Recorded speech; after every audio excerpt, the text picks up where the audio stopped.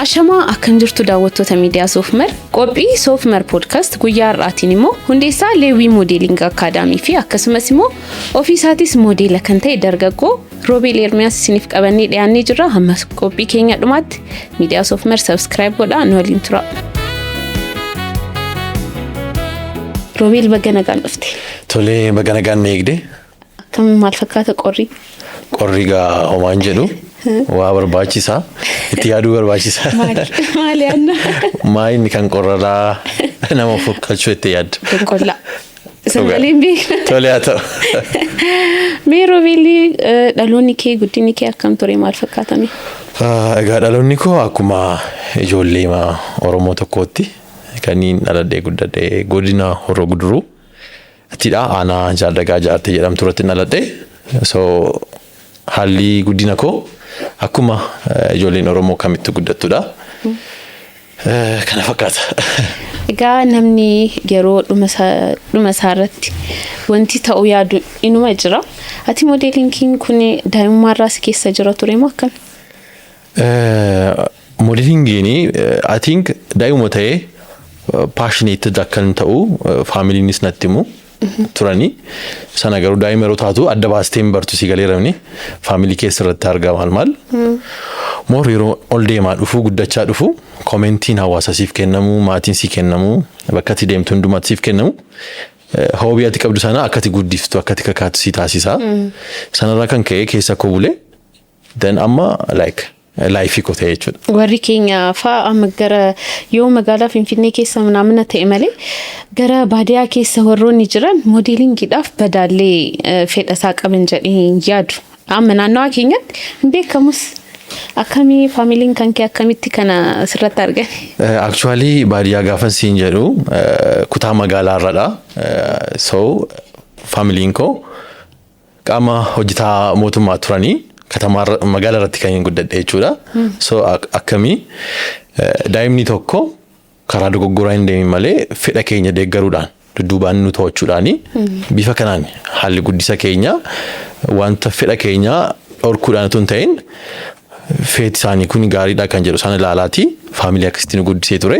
Dhugaadha gaaffiin kee gama keenyaan yeroo tokko faamilii gara baadiyyaa jiruudhaani hin deeggaramu maaliif waa'een saayinsii sana hin beekamu waan ta'eef jechuudha.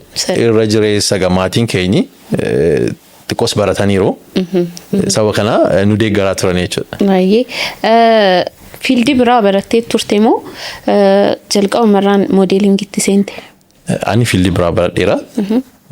Ta'uyyuu DBU Dabra Birhaan University irraa graduate godheera. Maali? Accounting and Finance.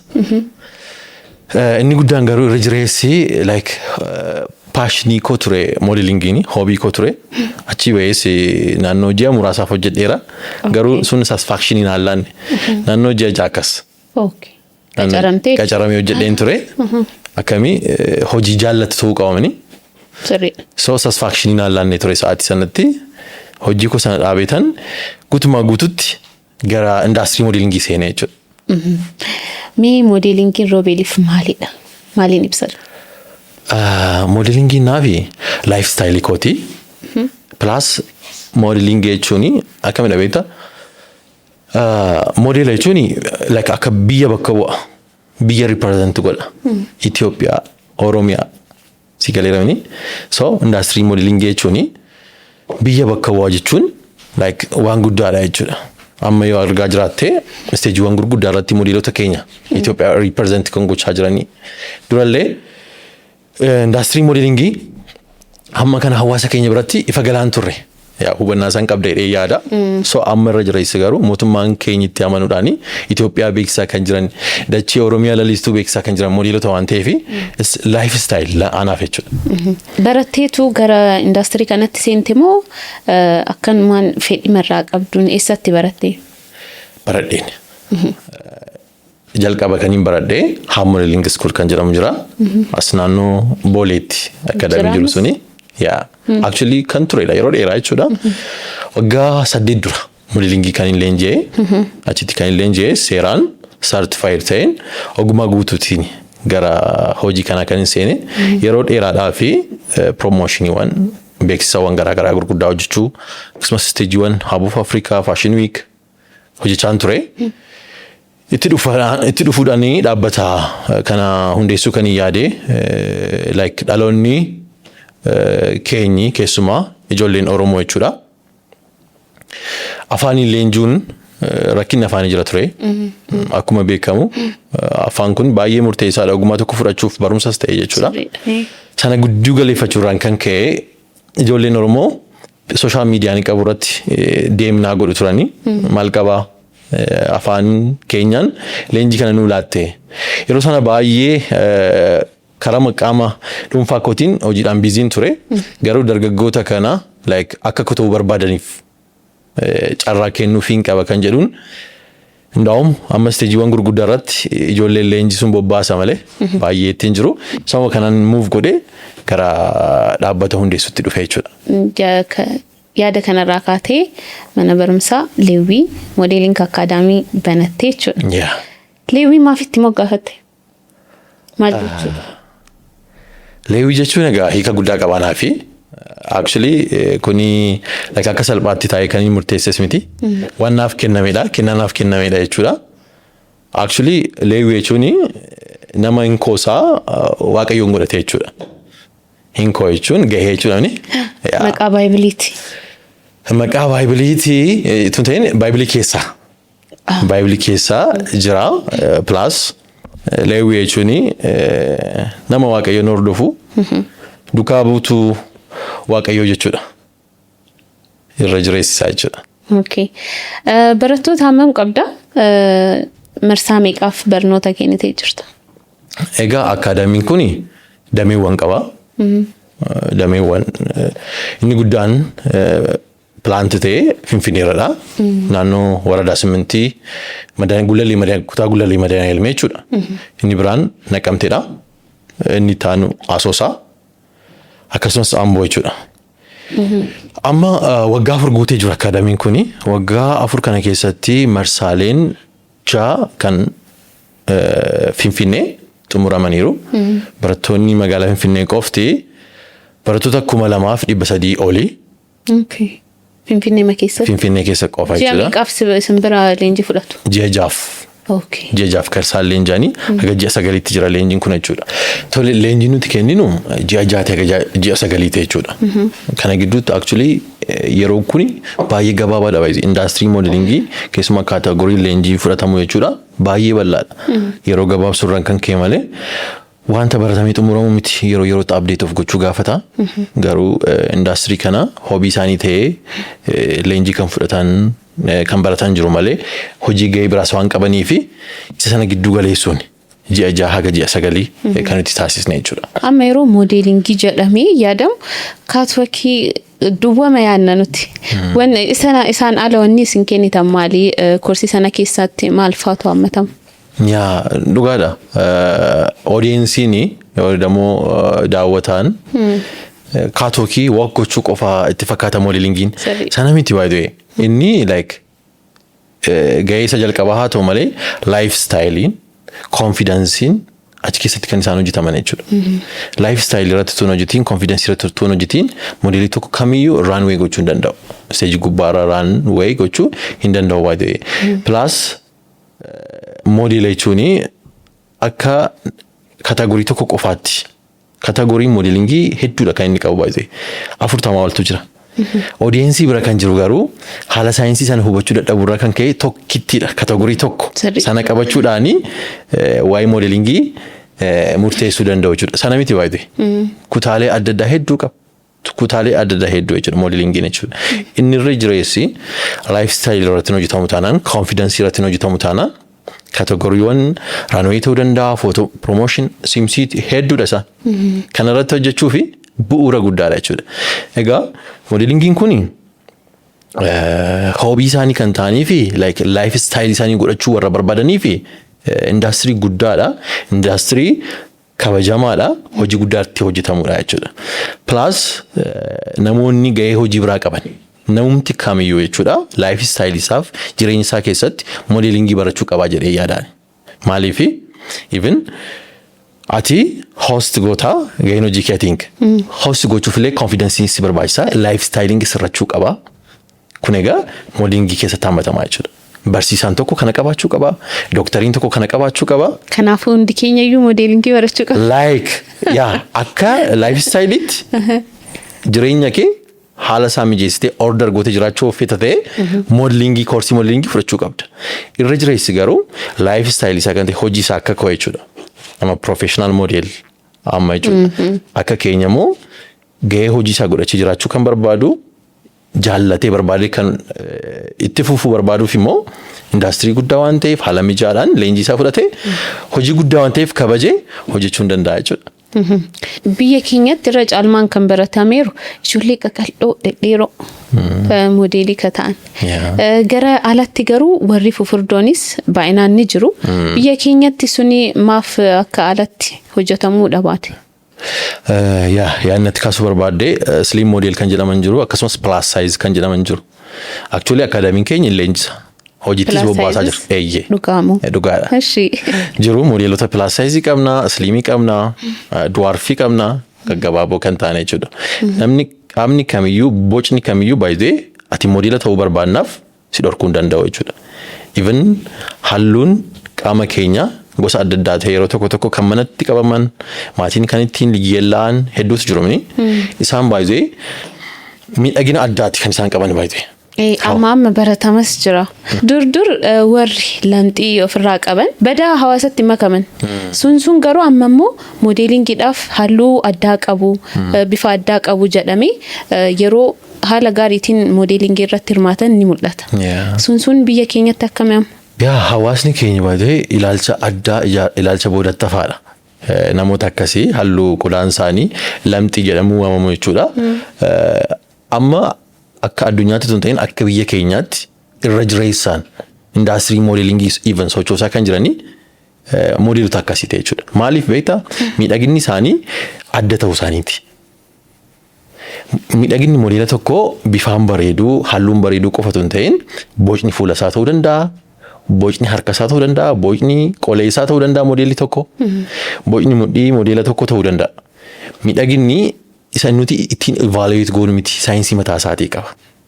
Kanaaf yeroo tokko amma hawaasni keenya akkamitti modeela ta'uu dandeessee mucaan kuni hin miidhagdu ilaalcha kamiini saayinsii modeelingii ala ta'een laaluudhaan jechuudha. Kanaafuu halluun gogaa isaaniiti gosa adda addaa kan qaban kun amma irra jireessa xiqqaa waan ta'anii fi baay'ee barbaadamu even productiiwwan kan akka gogaa beeksisuu irratti. Baagiiwwan garaagaraa oomisha kalleerraa hojjetamu jechuudha. Moor isaantu barbaadama. Maaliif beektaa like tokkoffaa productii sana wajjiniin bahanii adda bahanii mul'achuuf walitti dhufeenyi isaan qaban si galeeramni yuunikii ta'uu isaanii isteejiiwwan gurguddaa irratti fakkeenyaaf halluu ani qabu kunii fi modeelli halluu lamxii qabu tokko otoo isteejii irratti perform gochuuf baane jalqaba kan sitti mul'atu eenyudha. Halluu garagaraa qabduudhaan yuunik ta'uun ishee like ilaalumti keeyyuu miidhagina isheeti baay'ee arguumti keeyyuu isheedhaan jechuudha. Hawaasni immoo isa barbaadu. Saayinsichi sana barbaada nutis kana barbaadna jechuudha. Barattoota leenjistanii gara hojiitti bobbaastu moo barsiisuma duwwaa dhaga'een keessan? Barsiisuu qofa miti. Akkuma sooshaal miidiyaa keenya irratti argamus isteejiiwwan gurguddaa kan akka Habuuf Afrikaa, Fashion Week. Isteejiiwwan gurguddaa immoo dhaabbata gurguddaadhaan corporate ta'anii hostiiwwan baay'ee mimmiijatoo ta'an qopheessina hojiittis bobba'aa jiru baay'ee barsiisuu qofa miti. Maaliif modeelli tokko baratee isa barate sana hojiirra oolchuu taanaan like tokkoffaa moraalisii qabaatu indaastirii kanas jaallatee itti fufaan ta'u. Kanaafuu itti gaafatamummaa kanas qabna akka akaadaamiitti jechuudha. Kanaafuu warri simbira baratu hojii argachuudhaaf baay'een dhimmamu. Baay'een rakkatan dhugaa dubbachuudhaaf amma har'aatti amma sa'aatii kana si bira dhufutti hojiirra turre. Sooshaal miidiyaa irratti ofiin gurguran taanaan hojii isaanii mul'isan taanaan nuti barattoota 2,300 walitti qabna siin jedheeramni. Barattoota kan hundumaa hojiitti bobbaasuuf yaallagaa nuti si galeeramni. Kana keessaati carraa tokko warra carraa lama qofa qabaachuu dandeessa. Maaliif barattoota keenya hundumaa hojiitti bobbaasuu waan barbaannuuf irra jireessa ati social media irratti hojjechuu qabda. Of gurguruu qabda. Yoo as social media irra baatee modeelli tokko social media irratti hojjetu ta'ee karaa dhaabbataan qofaa eegataana no inni kun ta'uu hin danda'u. Irra jireessi in person hojii sana wajjin wal argachuu qaba modeelli tokko. Kan daawwataa jirtan qophii Soofmer podcast karaa miidiyaa Soofmeriin isiniif darbudha. Keessumaan keenya guyyaa har'aa immoo model Roobel Ermiyaas wajjin turtii bareedaa taasisuutti jira. Hamma qophii keenya dhumaa nu faana tura. Egaa modelingii yeroo jedhamu yeroo baay'ee kaatwek akkuma janni isa yookiin immoo uffata beeksisuu aadaa beeksisuu mataa namoota baay'ee keessa kan dhufu isadha. Kanarraan ka'anii jiru hoo maalii wanta biraa of keessaa ni qaba modelingiin uffata argisiisuu aadaa beeksisuun caalatti maalii yaanni isaa modelingiin yaada biraa qabatayna? Yaanni modelingii akkuma sitti mee biyya bakka biyya represent godha. Biyya represent godha jechuun wanti hundumtuu gaafa lafa kanarra jiraannu biyya keessa jirte binire Itoophiyaa represent gochuudhaan Oromiyaa represent gochuudhaan shoora guddaadha modeelli kan inni taphatu jechuudha. Kanaafuu akkuma sitti dubbadhe immoo dabalataanii lifestyle irratti confidence irratti hojjenna. Kana fakkaata ga'een guddaanii nuti itti dhimmamnee hojjennu itti gaafatamummaa guddaa nuti qabnu biyya keenya beeksisuu indaastirii biyya keenya qabdu mul'isuu addunyaaf jechuudha. Aadaawwan garaagaraa Oromiyaan qabdu baasnee mul'isuu Itoophiyaan qabu baasnee mul'isuudha inni guddaan jechuudha. Yeroo tokko namoonni yaada yookiin immoo morka qaban karaa dizaayiniidhaan karaa modeelotaan ni ibsata. San irratti isin hojii ni hojjettu? Actually yaadaa fi wixinee ordamoo creativity isaanii kan mul'isan dizaayineroota. Yaada isaanii kana garuu baasnee kan mul'isnu nun hin jiru taanaani guutuun ta'u ergaan sun. Akkuma itti kaastee yaada tokko qabaachuu dandeessi dizaayineriin tokko modeelli tokko hin jirtu taanaan or hin jiru taanaan yaani ishee sun galmaan hin ga'u modeeladha kan fix godhu sirriitti ergaa ishee dabarsuu fi kan danda'u maaliifi outfit isheen qopheessite suni gochaan ta'uu danda'a facial reaction ta'uu danda'a sochiiwwan qaamaa body movement garaagaraa qabaachuu danda'a jechuudha. Uffanni qofaan sun ergaa qabaachuu hin danda'u modeelli shoora guddaa taphata ergaa isaa immoo kan dabarfatu eenyudha dizaayineriidha jechuudha. Wanta akkasii isin akkuma isinii dhufeen yookiin immoo hojichi sun akka isinii dhufeen accept gochuun dirqamadha yookiin immoo dhiisuu hin dandeessani? Hin dandeenya. Actually hojii ilaallee fudhannaa tokkoffaa kan dogoggora qabu akka indaastirii keetti. Gahee hojii keenya sirriitti maalitti nan godhaane jechuudha. Ammoo modeela tokkodhaaf in person karaa mataa ishee ordamoo karaa mataa isaa hojiin isaan qunnamu ni jiraata yeroo tokko jechuudha. Otoo anaan nan beeksisiin gara hojiin deeman ijoolleen ani leenjisu jechuudha. Maaliif beektaa? Rakkooleen hedduutu jiru.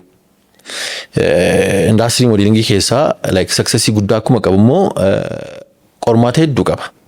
Qormaata qaba jechuun immoo successii hin qabu jechuudha. Miti qormaata kana gaafa dabartu kanatti success gootu jechuudha. Kanaafiyyuu challenge sana fix gochuudhaaf qofa isaanii yeroo tokko turfaachuu danda'a. Haala indaastirii sana ani more irra jireessa waan hin beekuuf fix gochuudhaan filadhee fi indaastirii keenya kan madaalu. Quality keenya kan madaalu. Quality keenya ni bataanaan completely hammam qarshiin hammam kaffalamee invest ta'eyyuu hin hojjennu jechuudha. Fashion industry keessatti keessumaayyuu fashion industry Oromoo keessatti hanqinoonni jiran maal fa'aa furmaan isaa maal sitti fakkaata? Fashinii industry keessatti creativity by the aadaan bifa ammayyaadhaan jechuudha. Baay'eetu jira hafeera ammayyaa jechuudha. Honnachuu like competition jiraannaan by the wanti hundumtuu fix ta'a hin mijeeffamaa jechuudha. Na aadaawwan ammallee gama dizaayinerotaan actually isaan more ofiisaan irratti focus godhu nuti akkasitti mega ergaa sana dabarsuudha. Irra jireessa hojiin keenya. Kanaafuu garuu dizaayinerii fi modeelli walitti dhufu taanaan immoo ergaa galma ga'u dabarsuun hin danda'amu waan ta'eef walitti jiru jechuudha. Walitti hidhatu jechuudha. Dizaayineroon fi modeeloon nuti shoora guddaadha taphachaa kan jirru akkuma argamu isa duraarra aadaan uummata Oromoo akkamitti akka ajaa'ibaatti akka inni mul'achaa jiru humna namaa yaada namaa ol creativity'n ba'aa jiranii shoowwan garaagaraa irratti modeelota keenyan qophaa'anii waan si ajaa'ibsiisudha wanta jajjabeeffamuu qabudha kan hawaasni keenyas duubaan deeggaruu qaba fedha ijoollee isaanii daa'imman isaanii modeela ta'uu barbaadanii diizaayinara ta'uu barbaadanii aartii irratti like gahee hojii guddaadha indaastirii guddaadha aartiin baay'eena duubaan akkuma jalqaba sitti mee faamiliin koo sappoortii na gochaati erga hoobii koo ta'ee daa'ima tokko hoobii qabaannaan deeggaruuni akka inni dogoggorree akka inni karaarraan kaanne dudduubaan to'achuudhaani fedha isaanii immoo akka isaan galmaan gaaniif dildila ta'uu qabu jedhee yaada maatiinna. Misunderstandingin dur jiru ammas jira garuu modeelingii irratti. Amma baay'ee salphateera. Isa duriirra. Yaa karaa dheeraa nuti baay'ee mijeessinee dhufneera yeroo nuti jirrutti baay'ee ulfaataa ture. Baay'ee ulfaataa ture maaliif hubannaan hawaasa keenya bira jiru waa'ee modeelingiidhaaf jechuudha. Amma hawaasa miti maatiin manaman tokko tokkoon daa'imman waggaa 5 daa'imman waggaa 4 hoobii isaanii arganiiti kan akaadaamii keenya fidaa jiran jechuudha. Maaliif biyya irratti mul'achaa jira. Itoophiyaa yeroo nuti beeksisnu aadaa Oromiyaa yeroo nuti baasnee mul'isnu Oromiyaadhaan yeroo nuti agarsiisnu kana ture hojiin isaanii sirriitti amma hawaasni keenya maatiin hubateera jedhee yaadaan. Uffatoota steejii gubbaa arginu yuunikii kan ta'an yeroo baay'ee yeroo uffataman hin mul'atu. Isa gara hojiitti yookiin immoo gara biizinasiitti fiduudhaaf wanti yaaddu jira? Akkamidha beektaa yaadni keessa sirriidha gaaffiin keessi uffatoonni steejii qofa irratti hafan jiru. Sun immoo ta'uu hin qabu. Yerootti ta'us jira maalidha beektaa creativity dizaayinerii sana dandeettii dizaayinerii sana mul'isuudhaaf. Dizaayineriin kuni creativity kana qabaataanaan wanta ani barbaadu na hojjechuu dandeessee itti yaaduu dandeessa.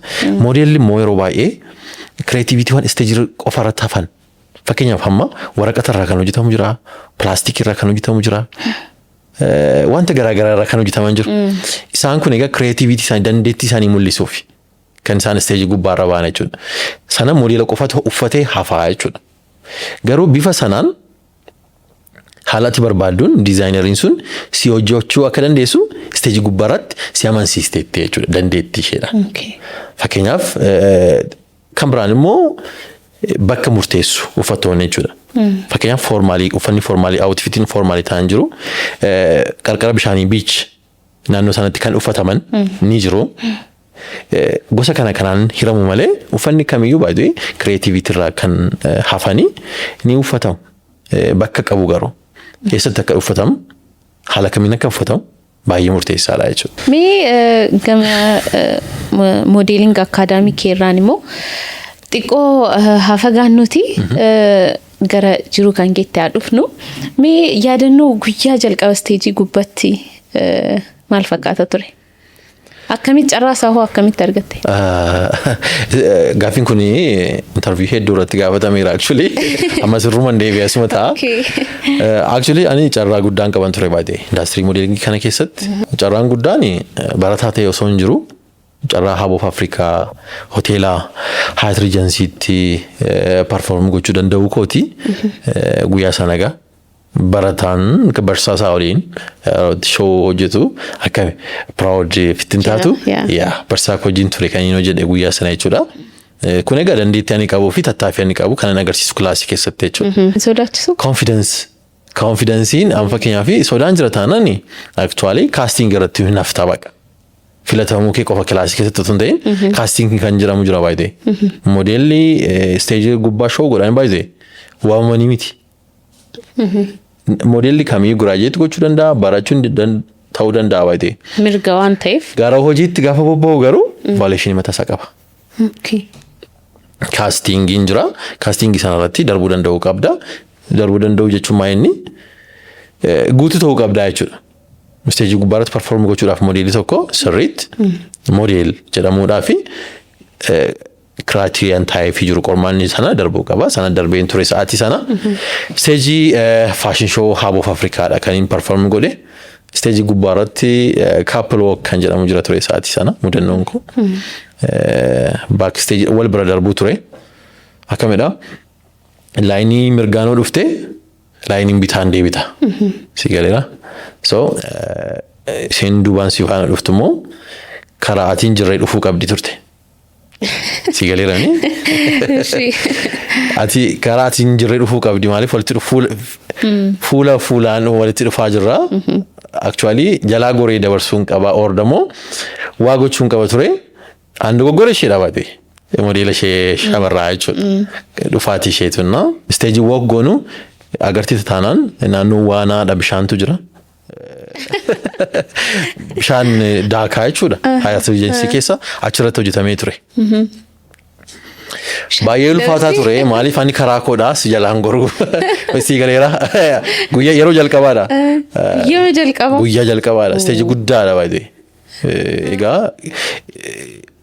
wantati gorfamtu jirta stage gaafa baatu asiin galtaa karaa baatu sitti himama baakistee yeroo deemtu jechuudha so dogoggorri uumama garuu dogoggora sana cover gochuu danda'uun confidence dha baay'ee nervous ta'uunis hin jira obviously shamarreen suni hiilii guddaadha kan ishiin jirtu kopheen ishee hiilii guddaadha moor kanatti yaaduu qabdu ishee fidha bakka completely baay'een yaadaan ture maaliif kophee isheen kaawwatteetu baay'ee ol ka'aa ture dogoggora isheeti kopheen ishee challenge guddaarra jira homaa gachuun dandeenye roongii waan ittiin adabamtu sitti fakkaata guyyaa jalqabaadha si galeeramni karaa deemu jedhamte irraa deebi'uun jechuudha homaa gochuun dandeenye bishaan itti dabarsi isheen no bishaan ittiin galchina no akkasiin goone akkam ta'e beektaa bishaan itti dhiyoo jirti gara bishaan itti qixee na dabarsuu yaadde isheen hin jiru bakki garuu na dabarsuuf jechuudha sana gaafan arguu like yeroo isheen dhagaatti lukti ishee siqee bu'u dafeerraan fagaadhe utuu irraan deemne ta'ee na dabarsuuf jecha isheen dogoggora ishee bartee erga na bira geesse bishaan seente turte si galeera kun dogoggorri sun happen hin taane dogoggora laayinii deemne galuu qabnurraa ittiin ba'uudha kan inni uumame isheenis oolteetti anis ooleera garuu cimina keetiin yaa baay'ee cimanadha ni barsiiftas miti mana barumsaa keessatti ni barsiiftas ofii keetis modeeladhas hin ulfaatu wal bira deemsisuun olmaan kee guyyaa maal fakkaata ani egaa COF Founderii Leewii Modeeling Academy kan ta'e jiru itti gaafatamummaan guddaan anarra jiraata actually barsiisonni jiru hojii garaagaraa kan qabatan jiru hajiraatu malee walii gala garuu itti gaafatama guddaan kan sirra jiraata jechuudha haalli oolmaa koo guyyaa wal fakkaachuu dhiisuu danda'a baay'ee haalli yeroon hojiin si mudatu jiraata wal fakkaataa miti jechuu barbaadetan sababa hojiidhaan guyyaatan ofiisiin galiin oolus jiraachuu danda'a torbaniin leenjiin jira hojiiwwan garaagaraa jiraatu hojiin kan mataa kootii kan dhuunfaa koo jiraata si galeeramni so kana waan ta'eef oolmaan koo guyyaa wal fakkaataa ta'uu dhiisuu danda'a. Magaalaa alas ba'uu dandeessa. Kana hunda maaneej godhanii umrii kanaan umrii dargaggoo kanaan jiruun dhuunfaa keessa jiraachuu danda'a hin ulfaatu? Hin ulfaata garuu hojii jaallattu gaafa ta'u dadhabbiin sun sitti tola bakka si galeeramni dadhabuun keeyyuu hin jaallatta baay'ee galgala yoon garuu natti dhaga'ama dadhabbiin sun hundumtu dadhabbiin sun garuu baay'ee natti tola dhugaa dubbachuudhaaf jaalladheen hojjedha waan ta'eef waggaa 4 ol gibbii keessatti baradhee hojiitti eegalee satisfaction naallanneen dhiisee dhufee si galeeramni hammam yoon jaalladhe kan jedhu asumatti hubachuu dandeessana hojii kana hundumaa hojjechuurraan garuu dadhabbiin koo like natti tola dadhabbiin qaba sirriitti akkuma jette baay'ee dadhabbii qaba wanta jaallatu tokko irratti yeroo dadhabdummaa akkam gatiin hojii kee sun gaafa si boqochiisu dadhabbii kee sirraanfachiisa si galeera akkasidha. Kan daawwataa jirtan qophii Soofmer Podcast karaa miidiyaa Soofmeriin isiniif darbudha keessumaan keenya guyyaadhaa immoo Model Roobeel Ermiyaas wajjin turtii bareedaa taasisutti jirra hamma qophii keenya dhuma miidiyaa Soofmer subscribe gochuudhaan nu waliin turaa isin jenna. Toleegaa Roobeel turtii bareedaa taasisutti jirra. Roobeel amma dargaggeessa successful ta'edha jechuu ni dandeenya? Roobeel dargaggeessa successful ta'e osoo hin taane daandii successful irra jiru akkami yeroo hojjettu successful jechuun tuqaa qabamani dhaabbachuu qabamani gaheera jechuu qabamani. Actually dhaabbachuu sin qabu garummoo amma akka yaada kootti financialist ta'uu ni danda'a. Deeggarsa namoota biraarraa bilisa yoo ta'e unsuccessfully dha jedhee yaada. Akkamatti? Yaa karaa kana galanni waaqaaf haa ta'u ani ofirra darbee maatii koof nan ta'a maaliif wanta hojii jaalatu tokko hojjennaani sabattiin eebbifamnee fi hin jiraatu galanni waaqaaf haa ta'u akkas taanani haala gaarii irra jira. Dandeettii koo qofaa miti dandeettii sana kasii kennu waaqayyo waan ta'eef gargaarsa waaqayyoon dabalatee haala gaarii irra jira successfully ta'eera jedhee yaada maaliif tokkoffaa waan yaadu tokko galmaan gahan jira hobbii koo success gochaan jira waan ta'eef akkasitti yaadaan. Roobeel yeroo itti rakkate yeroo abdiitti kutate jira. Yaa injiraata actually akkamidha beektaa ilmoonni irraa keessuma challengein kamiyyuu dhufaate yeroo tokko kanaaf hin hubatamu ofiisaatiin fuuldura abjuu isaa waan beekuu fi challengii har'a dhufuuf iddoo laachuu dhiisuudha malee challengii namni hin argine jira jedhee yaaduun. Sun sirriidha garummoo especially yeroo kanatti waan akkanaa gochuu kan dadhabeef sababa kanaafi yeroo kana especially nan yaadadha yeroo natti jettu hin jiru. Akkas specify godheerree rakkina guddaa na mul'iseera jedhulee hin jiru dhugaa dubbachuu fi yaa'u challengein hawwii kee tokko hojii kee tokko galmaan ga'uudhaa fi sa'aatii sanatti financially ati qabaattu akka barbaaddeessi ta'uu dhiisuu danda'a rakkina baay'atee beekamuu dhiisuu jechuudha malee rakkina amma kana mul'atu tokko akkas jedhee sitti mul'ee namni dadanii dhugaa dubbachuuf. As ga'uu kootiif namni kun aarsaa guddaa naaf kafalee jira jettu jira. As ga'uu kootiif inni guddaan gargaarsa waaqayyooti dhugaa dubbachuudhaaf baay'een humna waaqayyootti amanaa gargaarsa waaqayyootti amanaa akka dargaggeessa tokkotti jechuudha. Ogummaati qabdu kanatti galmaan geessu karoora kee qindeeffattee waaqayyo si gargaare malee dandeettii qabduun eessayyuu hin geessu. Si gadeeramni so gargaarsa waaqayyoodha inni guddaan as ga'uu koo fi baay'een hojii waaqayyootti amanaa innis yeroo itti amanu immoo na gargaara. Itti aansuudhaaf maatiin koo baay'ee sappoorti na godhu. Maatiin koo baay'ee isaan sappoorti nan godhan ta'e dhugaa dubbachuudhaaf hamilee si galeeramni maatiin kee murteessoodha. Sirriidha. Hamilee siin taanaan jajjabanii qabaattu baay'ee hamilinaa ta'u maatii koo keessaa barsiistuun moodelingii jirti obboleettiin koo jechuudha. Okay gosa tokko keessa jirti. Okay. So baay'ee sappoorti wal goonaa akkasuma obboleessi koo jira giraafiksii garaagaraa Leewii Moodeling Akaadaamii irratti mul'atu architectureidha. Okay. Isadha kan dizaayin godhu kan hundumaa. So walitti hubnee jirra. Maatii maana jechuudha abjuu koodhaaf galma ga'uudhaaf waaqayyoon gaditti maatiin koo shoora guddaa taphataniiru. Neetworkiin Roobeel qabu yookiin immoo namoonni naannoo isaa irratti jiran muraasadha siin jedhu hiriyoonni kee sababa qabda ta'ina. Eessaa fidatti kana. Nagee. Informationii dhugaatee qabatteetta. Akkasitti. Actually ani yeroo baay'ee yeroon taa'usi sammuu koraan godha hojiiwwan garaagaraa yaadu nan qaba hiriyoota baay'ee hiriyoota sirriitti akkamidha hubannaan kee kaayyoon kee walitti dhufuu qaba si galeeramni yoona fiildiin keessa ta'uu danda'a understandingii kee ta'uu danda'a hiriyoonni baay'een jiraachuu danda'u kan si barbaadan baay'een jiraachuu danda'u bakka walmaa kee sana fakkaatta miti Oromoonis akkas jedha hiriyaa keenatti himi lafa oolteen sitti himaa. Kanaafiyyuu lafa oolte sana dubbachuudhaaf konfidensiidhaanii lafa ooltu filachuu qabda jechuudha. Sababa kanarraati ani kan ka'e malee rakkina biraallee hin qabu miidhama amma kanaas hin qabu actually baay'ee nani jaalala namaa qaba garuu akkamidha iddoo gaarii ooluu filadha. sammuu koo fi nyaata gaarii yoon argadhe natti tola. Foon koof qofa otoo hin ta'in jechuudha si galeerani haasaa ta'uu danda'a communication itti gootu. Sababa kanarraa kan ka'e bakka oolmaa kunan filadha. Neetworkii kunan gabaabsa baay'een bal'isu. Si galeerani kan biraarraa kan ka'e miti haaluma gaariirra kan ka'een baay'ee hojiin koos biizii na godha baay'ee. Tauraanis ta'uu ni danda'a. Yaa anmaasii wal argachuuf akkam turre. Fariida ture kiyyaafii.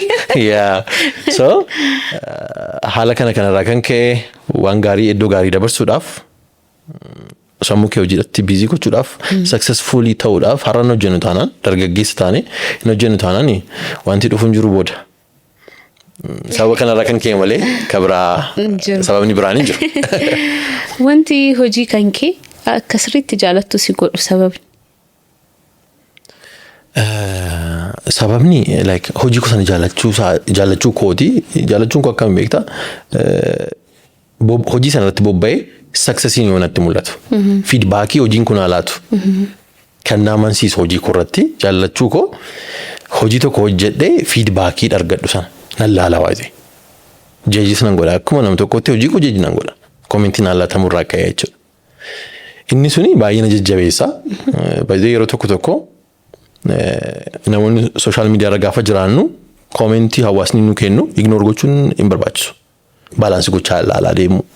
Kan barbaachisu keessaa fudhachaa. Kan barbaachisu keessaa fudhachaa kan biraa immooti gataatii baalaansii gochaa sana jechuun kaayyoo keenya duubatti nu deebisa jechuu miti. Garuu hawaasaaf mitire kanattis bor hojjennu so komentii just laaluudhaaf akkam kaayyoo tokko yeroo qabaattu gara fuuldura kee ilaalaa deemta duuba kee immoo spookii xiqqoodhaan jechuun waan jiru ilaalcha gochuudhaaf si galeerani fuulleessa guddaadhaan fuulduratti deemaati. Spookii ishee bukkeedhaan immoo ilaalaa deemuun gaariidha suma anumaaf nama fayyadamu sanaaf jechuu barbaadeetani. Barsiisaadhaaf barattoonni isaa bakka gaarii gahanii arguun waan guddaadha isaaniif natti fakkaata. Ani barsiistus ta'een beeku garuu siif akkamii fiilingii akkamii qaba barattoota kee bakka gaariitti arguun? Dhugaa dubbachuudhaaf ani barattoota koo like akkan ofii koo akka ijoollee kootti akkasitti ilaala dhugaa dubbachuudhaaf. Actually lafa hin taanetti even isaan arguun barbaadu yoon argin callisu konkolaataa dhaabee waamuun hin danda'a. Like commenting like waan badaa hojjetanii miti. Jaalalumarraa kan keessi gareeramni. So actually barattoonni ani leenjisu by the way dhugaa dubbachuudhaaf yeroo leenjii fudhatanii wanta life style koo wajjin wal fakkaatu irratti arga. Yeroo baay'ee jechuudha. Jireenya isaanii irratti oolmaa isaanii irratti haalatti isaanii sosochuun tokko nan arga life style koo isaan irratti nan arga waan jaalladhu tokko nan arga isaan irratti. Dabalataan immoo bakka isaan iddoo guddaa gaanii hojjetan argu. Akkama kanatti tolu sitti himuu danda'u bakka. Baay'ee natti tola. Amma even isaaniin bakka steejii guddaa irratti argachuu irraa barbaadu irra kan ka'e hojiiwwan gurguddaa yeroo naaf dhufanii dabarsee ijoollee leenjisuu kan kenna. Hojii koo jechuudha dhugaa dubbachuudhaaf.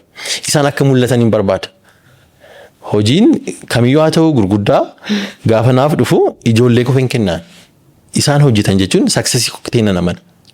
Sirriidha. Mucaa Roobeeliiti jedhamuun saayyuu waan guddaadha. Thank you.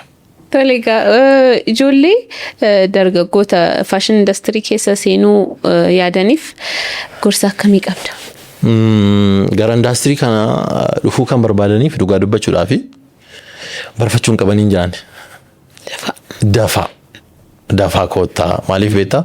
Hojii baay'ee bal'aa jira, hojii guddaa jira waan ta'eef industry kana biyya guddisuudhaaf hin barfatina. Dafaa koottaa leenjii fudhaa fi afaan keessaniin isin qophaa'eera. Koottaa. Afaan keenya qofaan kennamaa mana barumsaa keessanitti? Mana barumsaa keenyaan afaan sadiin kennina nuti. Maal? Amaarii fi Ingiliffaan kennina, Oromiifaanis hin kennina jechuudha. Maaliif akkasitti himengaa ijoolleen keenya baadiyyaarraa dhufan. Akkuma koo jechuudha. Baay'ee like kan hin dandeenye jiru. Sirriidha. Loqoodhaa jechuudha. Isaaniif hin rakkatan nu biratti baay'ee. Amaariffaan otoo barsiisnu. Beekanis akka darban taasisa yaada. maaliif ogummaa sana argachuudhaa fi afaan hin beekin wanta ati barsiistu sun saayinsiin isaa maal akka ta'e hin barin darbu waggochuu qofa ta'a jechuudha. Maaliif akka waggodhan maaliif akka post godhanii maaliif akka tarn godhan yoo hin beekin sababa afaanii jechuudha sigaleerani rakkoo guddaadha kun. Boor barsiisaa ta'uu hin danda'anii boor dhaabbata mataa isaanii qabaachuu hin danda'an ijoolleen kunina sababa kanaatti Amaariffaan otoo barsiisnu warra afaan sana hin dandeenyeef immoo Oromiffaan sirriitti barsiisnaa jechuudha. Kanaafuu hin barfatinaa jetta. Hin barfatinaa dafaa kottaa indaastiriin keenya isin eegaara. Egaa dhumarratti amma qophii keenya gara goolabutti jira. Dhaamsa yoo qabaatte dhaammachuu ni dandeessa.